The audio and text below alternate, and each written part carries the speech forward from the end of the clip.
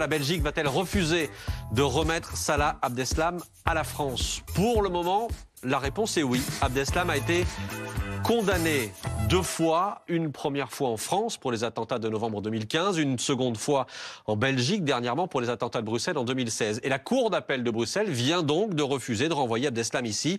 La justice belge s'interroge sur l'inhumanité de la peine qui lui a été infligée en France, à savoir la perpétuité réelle. On va entendre dans un instant nos invités. Maître Maktouf, bonsoir. Bonsoir. Merci d'être là. Avocate de 42 parties civiles au procès des attentats du 13 novembre 2015. Maître Harold Sachs, bonsoir. Bonsoir maître, merci d'être avec nous depuis la Belgique. Vous êtes l'un des avocats de Salah Abdeslam en Belgique. Avant ça, bonsoir. Les faits. Le parcours terroriste et judiciaire d'Abdeslam.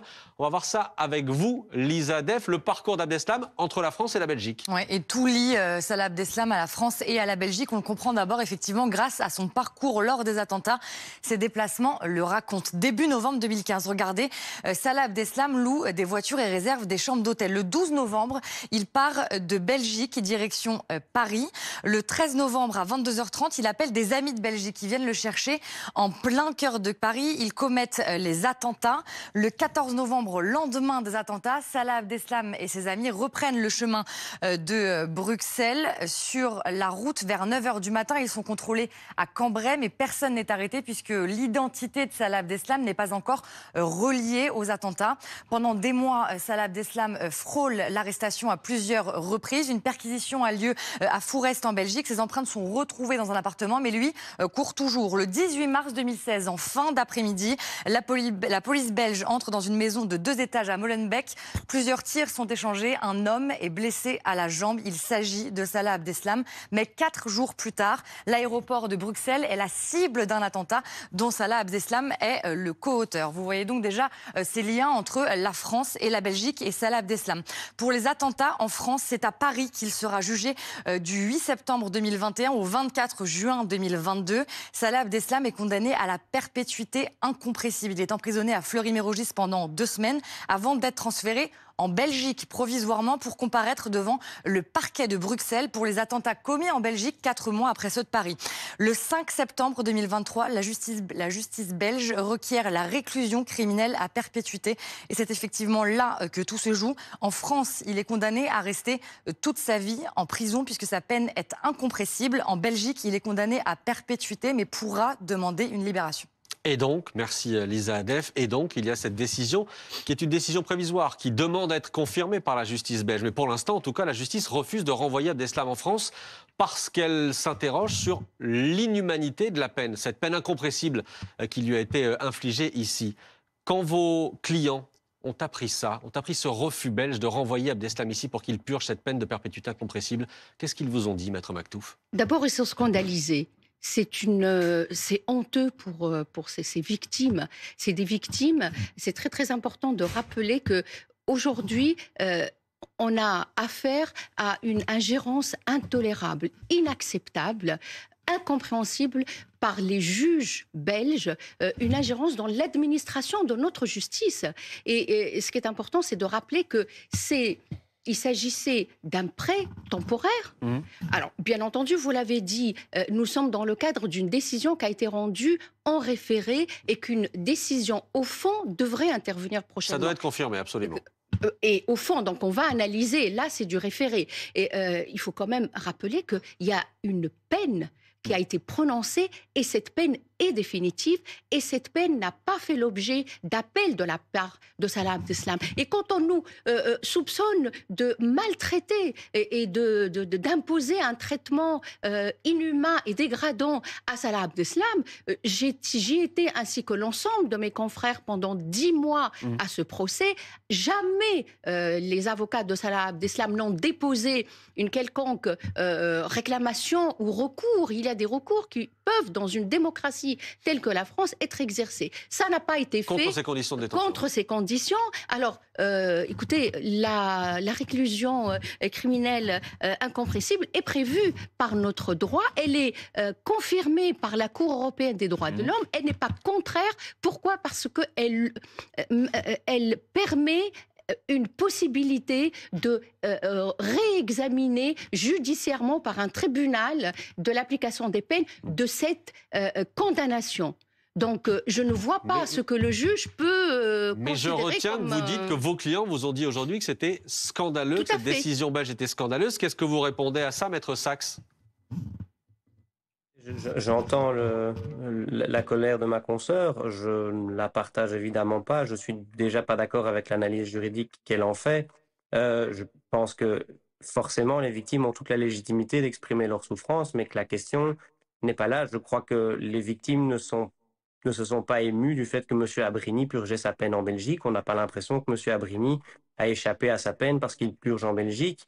Et je relève quand même que dans l'ensemble des peines qui ont été prononcées, il y en a de nombreuses qui ont prononcé une interdiction de territoire français pour la majorité des condamnés. Et donc je ne comprends pas en quoi le fait qu'on purge une perpétuité en France ou en Belgique, ce serait une insulte aux victimes. Et à suivre ce raisonnement, éventuellement, les victimes pourraient exiger qu'ils purgent dans une prison parisienne plutôt qu'une prison alsacienne, plutôt qu'une prison marseillaise, parce que les faits se sont passés à Paris.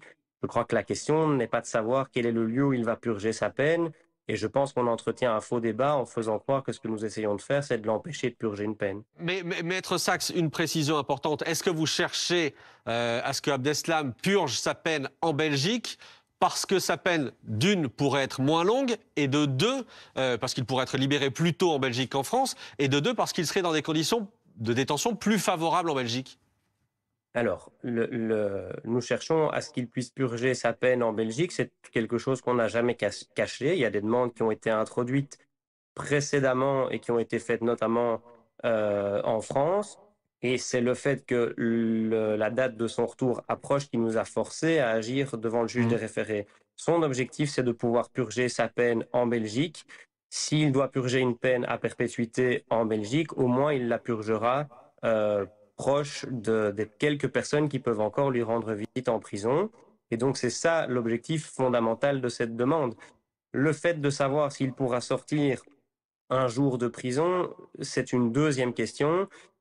Cette question touche au régime d'exécution des peines, et le régime d'exécution des peines n'est pas formellement le même en France et en Belgique, et ça ne veut pas dire qu'il sortira plus tôt en Belgique, ça veut simplement dire qu'il aura peut-être la possibilité d'effectuer cette demande plus rapidement.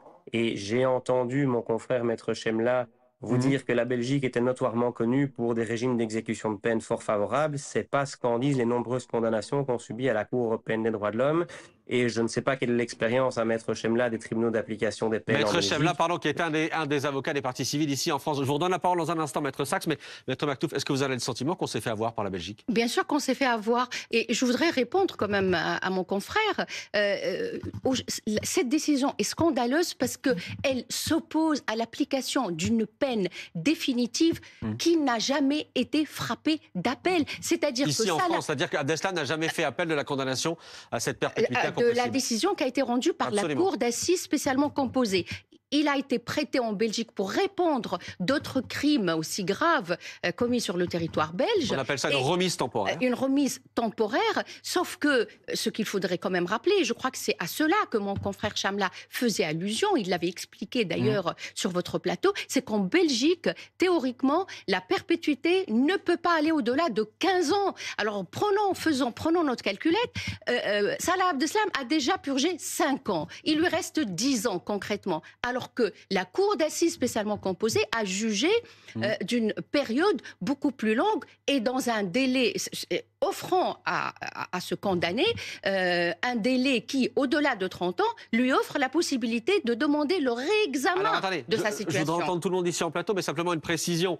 Est-ce vrai, Maître Sachs, que dans 10 ans, donc, Abdeslam pourra, s'il purge sa peine en Belgique, demander à sortir? Je ne dis pas qu'il sortira, il pourrait demander à sortir. Admissible à la libération. Ça n'est pas aussi simple que ça n'est pas aussi exact que ça, puisqu'il y a des questions de cumul de peines qui doivent être examinées. Et il a été condamné à une peine de 20 ans en Belgique pour des événements précédant les attentats de Bruxelles. Il a été condamné par ailleurs à cette perpétuité en France. Et donc les règles d'admissibilité supposent de calculer quel est le quantum de la peine qu'il aura déjà fait. Et de nouveau, ce n'est pas parce qu'il peut faire cette demande après 15 ans que forcément il se verra octroyer. C'est important de le dire, c'est dans un délai de 15 ans. Mais ça peut être... Attendez, je vais entendre tout le monde. Christophe Barbier. Non, mais Attendez, maître. La défense d'Abdeslam et de ses avocats, elle est parfaitement normale. Il y a un système judiciaire, ils essayent de maximiser leur avantage dans l'utilisation des outils offerts par ce système judiciaire. L'attitude de la Belgique est scandaleuse. À ce moment-là, il fallait que la Belgique dise, avant qu'on envoie Abdeslam pour son procès là-bas, attention, si vous nous le donnez, on vous le rendra pas parce qu'on va enclencher une série de contestations de votre système judiciaire au nom de la Convention européenne des droits de l'homme. Ils ne l'ont pas fait. Donc le problème, il est presque plus diplomatique pour moi entre deux États de droit membres de l'Union européenne que juridique. Pardon, c'est pas l'État belge qui a attaqué, qui demande à ce qu'Abdeslam reste. C'est les avocats. Bien sûr, mais la justice belge savait très bien que, ayant dans ses dispositifs, offrant dans ses dispositifs à un accusé, à un condamné tel qu'Abdeslam cette possibilité, il allait s'en saisir. Ça aurait été prendre ses avocats pour des idiots que de penser qu'ils ne connaissaient pas le droit belge. Donc la justice belge aurait dû dire à la France, attention, voilà le risque que vous prenez. Donc votre perpétuité incompressible va disparaître. Et en effet, dans 10 ans, dans 15 ans, il pourra peut-être ressortir. Et ça, c'est un vrai problème d'attitude des autorités judiciaires belges. Pablo. Moi, je ne me mettrai pas sur ce terrain-là. Le terrain, la souveraineté en matière de justice de la Belgique, je ne pense pas que Christophe Barbier puisse la remettre en question comme ça. C'est pas la souveraineté, c'est l'attitude des Belges. Quand on est deux pays alliés, on se parle, on se dit voilà comment ça marche chez nous, voilà ce qui pourrait se passer. Entre la justice belge et la justice française, comme il y a une discussion entre les avocats français et les avocats belges. Mais moi, je pense que ce qui est intéressant, c'est la critique en fait qui est faite au fond. C'est-à-dire ils disent que la justice belge a décrété que la peine française, incompressible à perpétuité, était inhumaine. Et en fait, c'est ça. Moi, c'est ça qui m'intéresse. C'est ça qui m'intéresse et qui m'interroge. Parce que vous partagez ce point de vue-là ? Mais bien sûr que je Donc le la partage. victime, c'est Abdeslam Salah. La victime, c'est Abdeslam. Attends.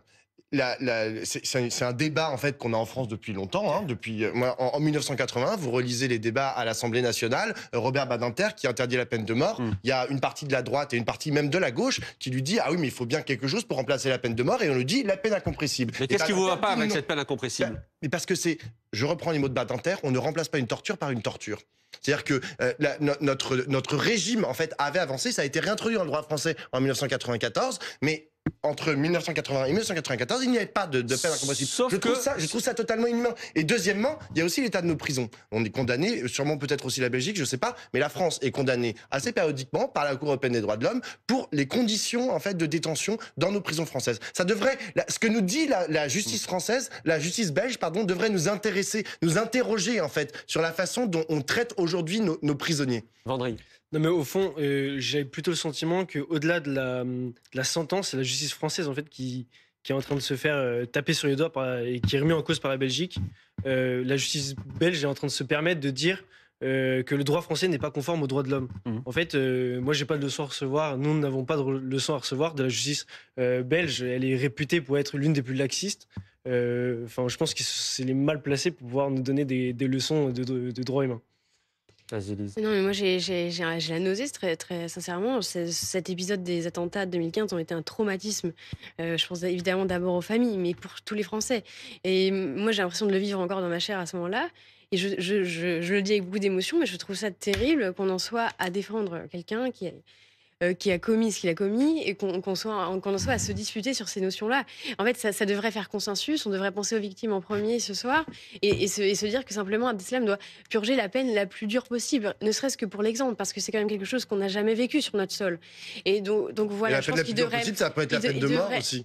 Non, mais notre droit a refusé la peine de mort. Et encore heureux. Et il avait refusé la peine incompressible aussi au départ. Le débat sur la peine de mort ce soir, c'est pas le sujet. On peut faire le débat sur la peine incompressible. Et j'aimerais quand même appuyer sur un point. La société belge, il faut le dire, est une société qui est islamisée et ça a été démontré par de nombreux anthropologues. Florence Bergeau-Bacler l'a démontré avec Pascal Imbert dans un livre Cacher cet islamisme.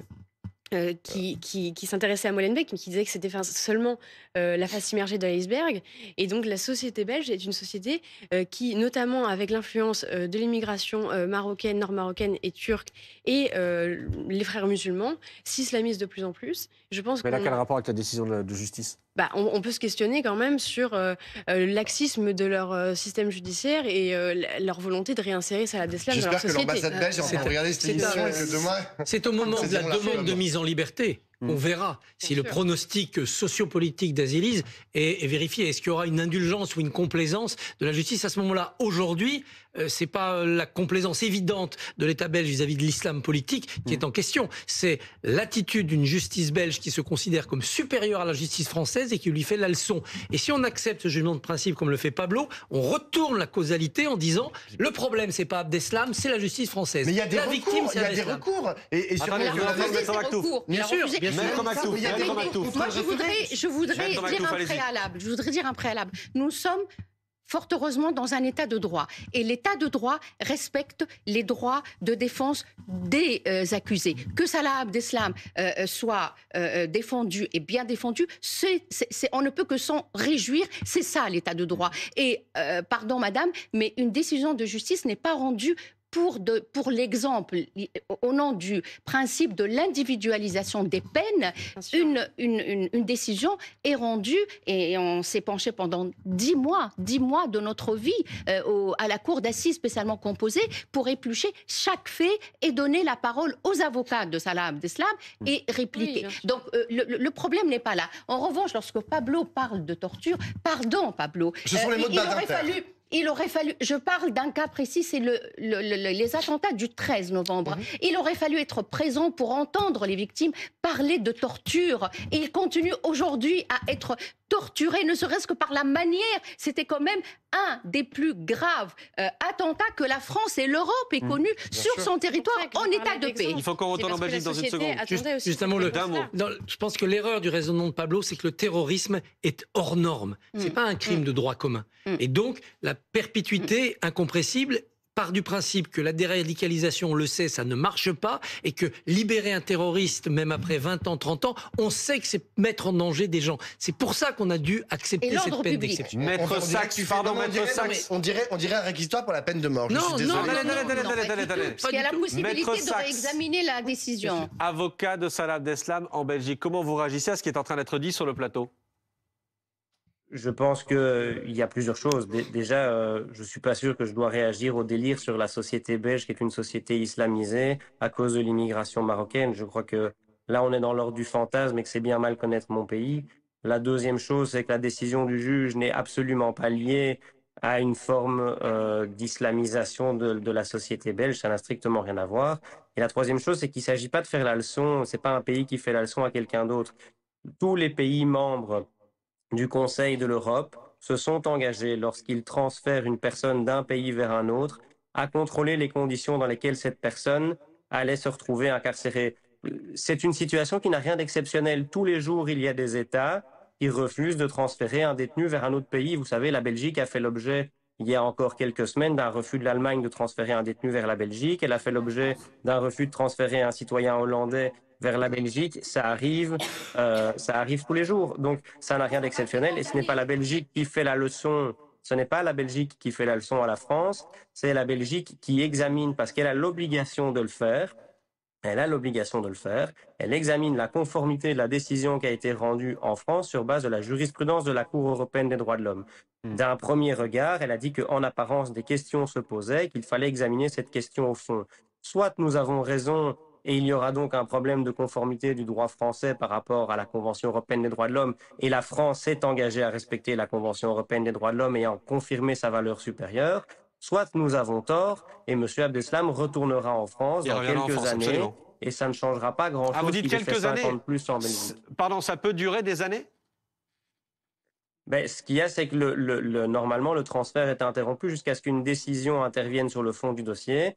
Et donc, il y aura potentiellement une instance et éventuellement un degré d'appel qui sera ouvert à la partie qui n'aura pas triomphé en instance. Effectivement, donc la procédure peut prendre des années. Merci beaucoup, Maître Sachs, d'avoir été avec nous. D'un mot, Maître Maktouf, qu'est-ce que vous espérez? Comment vous pouvez faire, pas pression, mais faire valoir vos droits, les droits des victimes françaises, sur la future décision de justice belge? J'espère que la justice française prendra cette question et traitera au plus haut niveau cette question. Je voudrais répondre à mon confrère que la France n'a jamais fait l'objet, en tout cas pour cette peine incompressible, de sanctions, ce qui est le cas de la Belgique. Donc la France n'a pas été condamnée. Cette condamnation n'est pas contraire à notre Constitution, n'est pas contraire au principe de la Convention. La CEDH n'a jamais condamné la France. Donc je ne vois pas pourquoi on est en train de juger la France sur quelque chose qu'elle n'a pas fait. Merci beaucoup, Maître Maktouf. Merci d'être venu ce soir. Merci également à Harold Sachs d'avoir été en direct avec nous ce soir dans 22h max.